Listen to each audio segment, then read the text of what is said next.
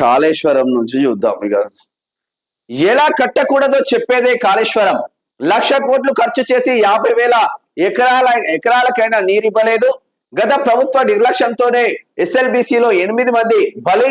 నీళ్లు నిధులు నియామకాల భాగోద్వేగాన్ని కొందరు రాజకీయాలకు వాడుకున్నారు.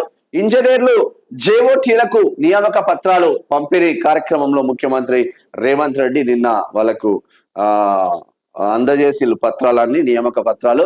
రాష్ట్రంలో నీళ్లు పారలేదు, కానీ నిధులన్నీ ఒకే కుటుంబానికి పారాయి.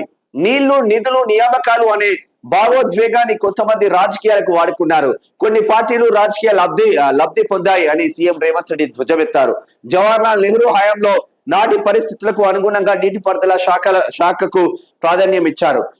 బాక్రానంగల్, శ్రీశైలం, నాగార్జున సాగర్, ఎస్ఆర్ఎస్పీలకు నెహ్రూ పునాది వేశారు. ఆ ప్రాజెక్టులు 100 ఏళ్లైనా చెక్కు చెదరలేదు. 1,00,000 కోట్లు ఖర్చు పెట్టి కట్టిన కాళేశ్వరం 3 ఏళ్లలోనే కూలింది. ఇలాంటి పరిస్థితి ప్రపంచంలో ఎక్కడా లేదు అని అన్నారు.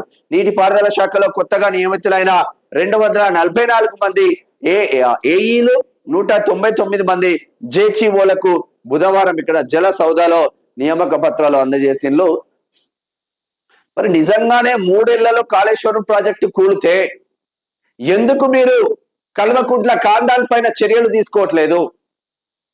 ఎందుకు మీరు కేసీఆర్ఏ ఇంజనీర్ అయిండు, కేసీఆర్ఏ అన్నయ్యండి కదా, హరీష్ రావు పేరు కాళేశ్వరం పేరు పెట్టాలి, కాళేశ్వరరావు అని పేరు పెట్టాలని ఇక్కడ మాజీ గవర్నర్ నరసింహన్ అన్నాడు కదా.